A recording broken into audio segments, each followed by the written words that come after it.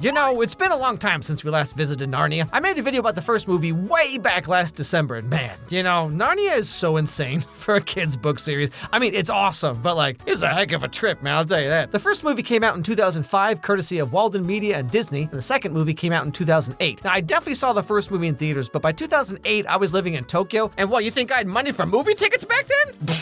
I could barely afford ketchup. But you know, movies like this, I don't know why, but like, they always seem like winter holiday time movies for me. This movie came out in spring, so I have no idea where I made that connection, but I did, so here we are. The Chronicles of Narnia, Prince Caspian, came out to middling reviews, but since I've never seen it, I figured, why not? You know, I like the first movie a lot, so hey, come along, kids, let's take a walk. But before that, really quick, this video is brought to you by Skillshare. Skillshare is an online community of people who love to learn and love to create. Whether you're looking for a side hustle, a full career change, or you just need something to take your mind off the fact that time is moving ever faster and your 20-year high school reunion is coming up real soon. The great thing about Skillshare is that you can learn pretty much anything from a wide variety of teachers, so you can find the exact right fit for you. I've been digging into this one here, learn indie filmmaking by making a short film. It's perfectly paced, explains every step, what you need, how to use whatever you already have, and the really fun part about Skillshare classes is that every class is like its own little online community group where you can chat with other people taking the same class, you can share projects and share ideas together, give each other tips. There's so much more with Skillshare than just learning. It's really more about bringing ambitious, creative people together and not just learning a skill, but really more like enriching your life as a whole. Learn, create,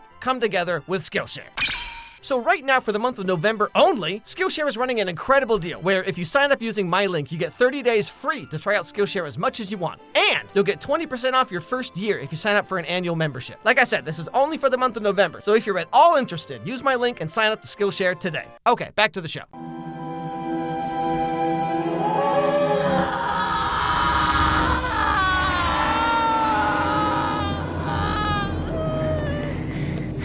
That was... Really? A baby? In this economy? You seen how much diapers cost? You know how many V-Bucks you could get for that kind of money? So this woman gives birth to a Byabi boy.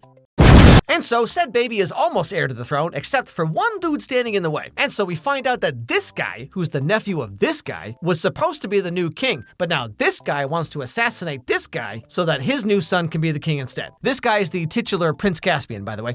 Professor, what's going on? Your aunt has given birth to a son. You must make for the woods. The woods? They won't follow you there. Everything you know is about to change. Yeah, my dude, trust me, there's like a lion who's Jesus, and Tilda Swinton is like Satan, and like you're about to get your mind crazy blown. Anyway, so Prince Caspian escapes, but then hits his head on a tree branch, like an idiot, and before he gets captured by these dwarves, he blows a very familiar looking horn. Now this takes us to the real world. Well, okay, not real world, but like the other world, the boring world. We see Susan, who despite being back in England for a while now, is obviously still going through it, TM. You go to St. Finbar's. That's right. I go to Hendon House. Across the road. I've seen you. Sitting by yourself. Yes, well, I prefer to be left alone. No, I get it. Like, I mean, she lived a whole fantasy life for 30 years just surrounded by hot centaurs and satyr dudes left and right. And then you go home to this? Who you gonna date now? Some dude who hits his vape every 8 seconds like everyone in London does? After this, Lucy and Susan happen upon Edmund and Peter, who are getting into a fight in the subway. And as you can see, all 4 of the main kids are kinda having some feelings. Really? Is it that hard just to walk away? I shouldn't have to. I mean, don't you ever get tired of being treated like a kid? We are kids. Well, I wasn't always. It's been a year. I think it's time to accept that we live here. And then like 4 seconds later, they feel funny and wham bam bibbida bow, they're back in Narnia again. Like it just happens so fast. Man, life sure sucks now. Oh sweet, Narnia. All right, cool, never mind. Wonder who lived here.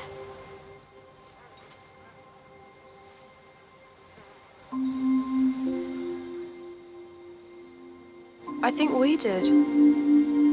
Hey, that's mine. From my chess set. So what we come to find out is that because they spent a year in the world without hot centaurs, it's been 1,300 years in Narnia. And so now it's this time where like all the stuff they did back in the first movie is just legends and stories that no one believes anymore. Which is such a cool idea, by the way. Like how the kids get to kind of see this like entire history of Narnia like this. So cool. But anyway. I can't believe it. It's all still here.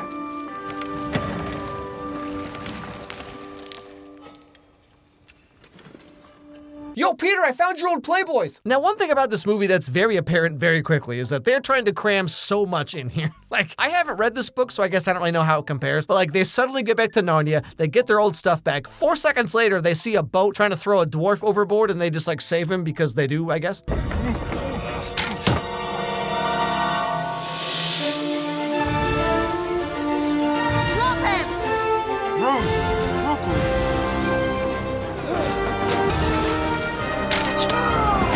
Oh, look at that, it's Peter Dinklage, happy to be playing a dwarf in a fantasy movie. I was very cautious to a fault, says Dinklage. I thought somebody my size in a fantasy movie? The older I get, hopefully the more open-minded I am about things like that, meaning playing a dwarf in a fantasy movie. And then we skip ahead to 2022, and Disney better not be putting no dwarves in this movie about dwarves, okay? I swear to God. But anyway, so they pull the dwarf out of the water, and he's like, humans are dumb. And then they challenge him to a sword fight and like beat the crap out of him. And then he's like, oh, you're like special British white kids. See, I thought you were just here to like destabilize the region and take our spices that you'll never use, or maybe find some gifts for the Royal Museum, you know what I'm saying? They're so still.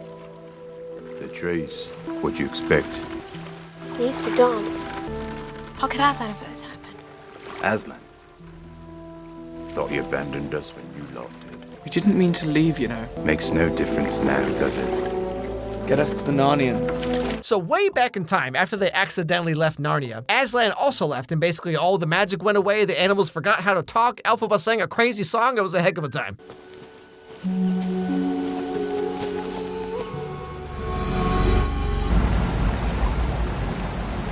See, over time, water erodes the earth's soil, carving deep into Oh, shut up. It's just, boy, there's just so much vitriol there.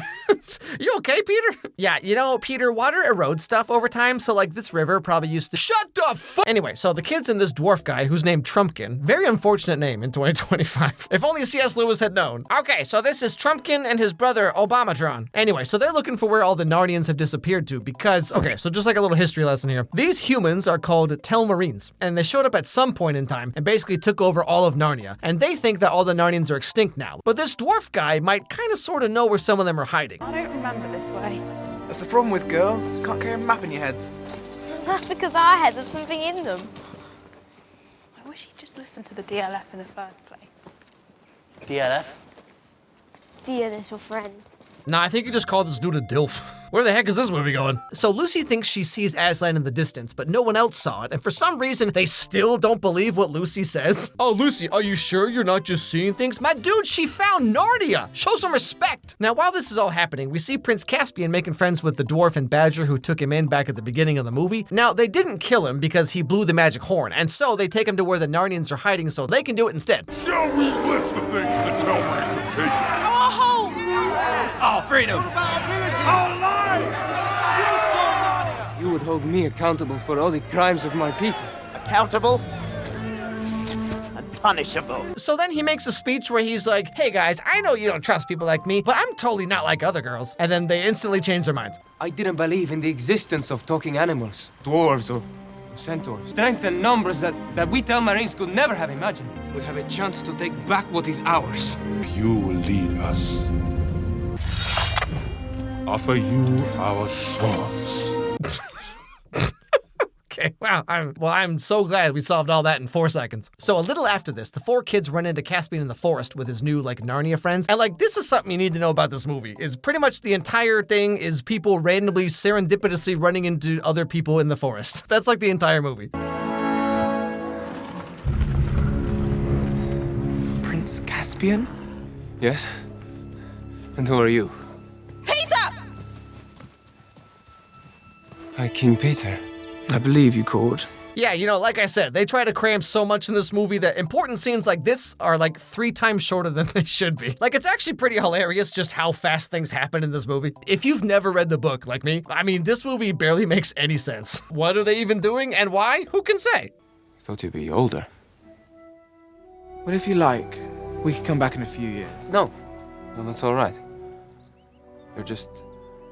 Yeah, not exactly what I expected. But okay, so here's the setup for the movie, kind of, sort of, now that they're all friends together. So, Prince Caspian knows that his uncle's trying to assassinate him, which is like kind of a bummer. So he blew that horn, which used to be Susan's horn back in the first movie. You know how Santa Claus was like, if you use this, help will always come when you need it, which Susan's really gonna need if she goes back to England again. Well, you're even prettier than your Tinder pics. Oh, thanks. So, tell me about yourself. I haven't used in over 5 years. Oh, wow, that's a first date conversation. Yeah, I just knew I had to stop, because, like, who knows what kind of chemicals the government's putting in our toilet paper these days. I'm 5 years wipe-free this December.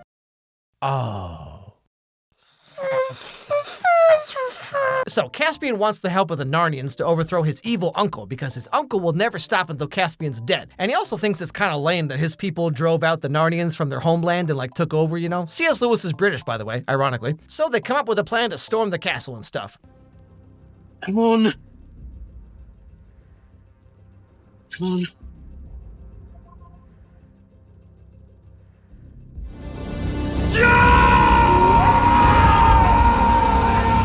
But it doesn't quite go their way, and they have to escape with the help of the most insanely cheeked-up Minotaur you've ever seen. You're marching into battle with all that? Dude looks like a Thum-Thum from Spy Kids. This movie's gonna make me act up. And so they narrowly escape with their lives, and they make it all the way back to home base to be greeted by the hottest centaur girl of all time.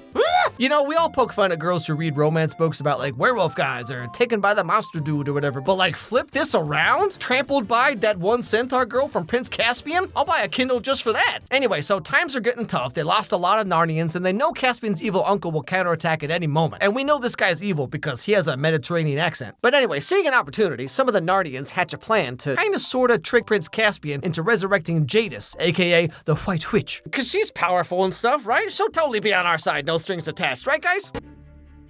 Get away from him!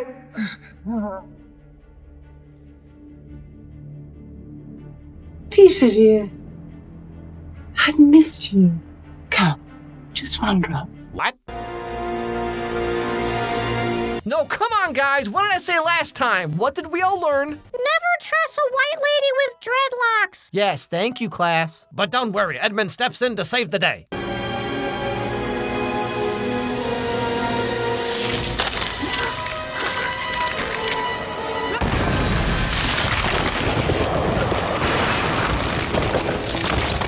Yeah, that's for convincing an entire generation of kids that Turkish Delight's actually good. Like I said, so much stuff happens in this movie so fast. But okay, so eventually the Telmarine army does indeed march on these ruins where the Narnians are like hanging out, and they devise a plan where Lucy and Susan are gonna ride off into the forest and try and find Aslan. Because like I said, Lucy keeps seeing him in like visions and stuff, and while that's happening, Peter's gonna duel the evil king dude guy one-on-one.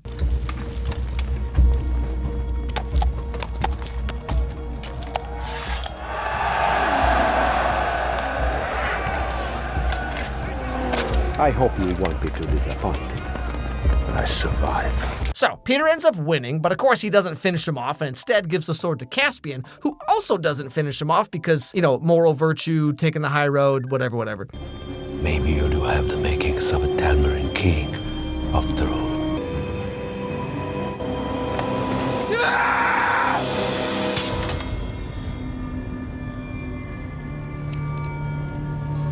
Not one like you. But then the king's generals kill him instead and make it look like the Narnians broke the rules by shooting him with an arrow, and then this happens. They shot him! They murdered our king!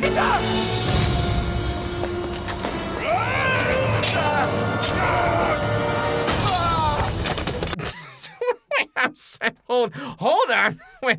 So we just had this entire thing about how they aren't gonna kill the king guy because we're not like you or whatever, right? And then 3 seconds later, Peter just cuts this dude's head right off. Like, what was all this about then? And so the Telmarine army attacks, and there's like way more of them than Narnians, so things don't look so good.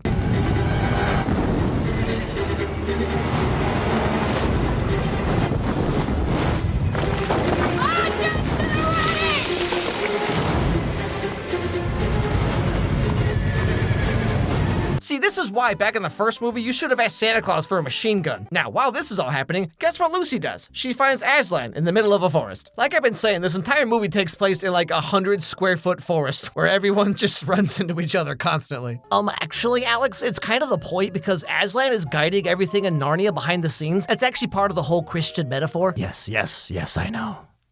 It was just a joke, thank you. I knew it was you. The whole time, I knew it. but the others didn't believe me. And you'll help. Of course. I think your friends have slept long enough, don't you? Yeah, well, you know, that's what happens when everyone's on like 4 different SSRIs now. And so, just when it looks like our main characters are gonna lose the war, they don't. Haha, plot twist.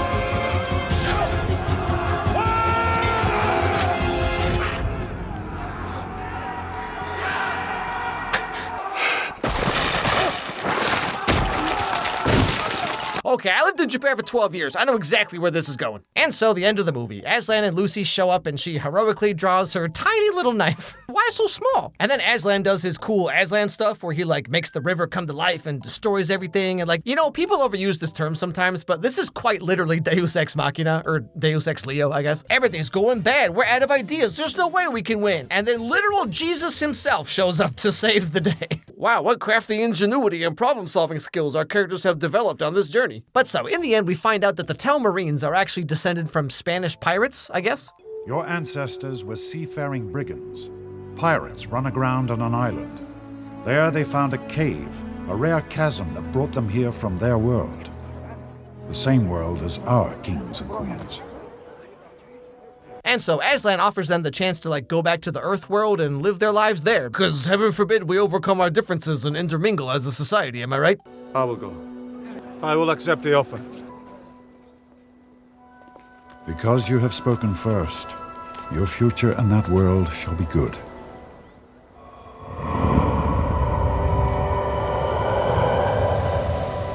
Wait, did bro just burp in their face? What was that? You shall have a good life on the island. Sorry, Coke Zero. But then Peter also decides they should all go back home too. Why? Go back to what? Excel spreadsheets? Slack channels? Teams meetings where you sit there for 45 minutes just so you can say, no, nothing from my end, thanks. Peter, trust me, nothing good happens. It only gets worse. So throughout this movie, Susan has kind of sort of been having a bit of a buddy romance with Prince Caspian. Good luck. Thanks. Maybe this time you have this back. Why don't you hold on to it? You might need to call me again.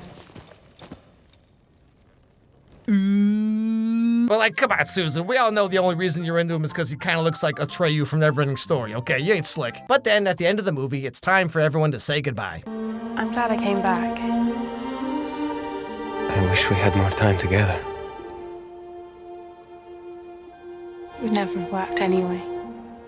Why not? I am 1,300 years older than you.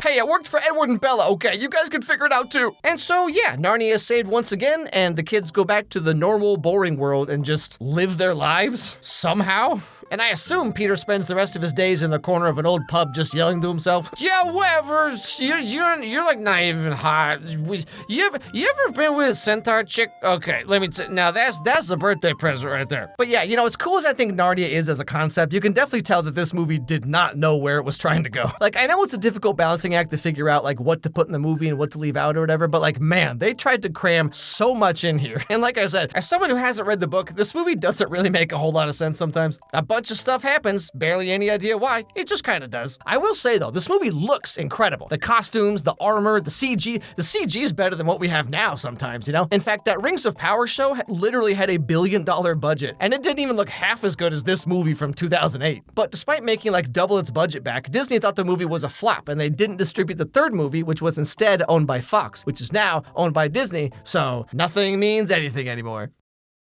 Hey everybody, thanks for watching this video. If you liked it, please watch another one, because that's how the algorithm works. So click on this one that's being recommended to you right now, right here on the screen. It actually helps a lot if you do that, because like that's how YouTube knows that my videos are worth caring about. Anyway, hope I made your day a little bit better, and I'll see you all next time.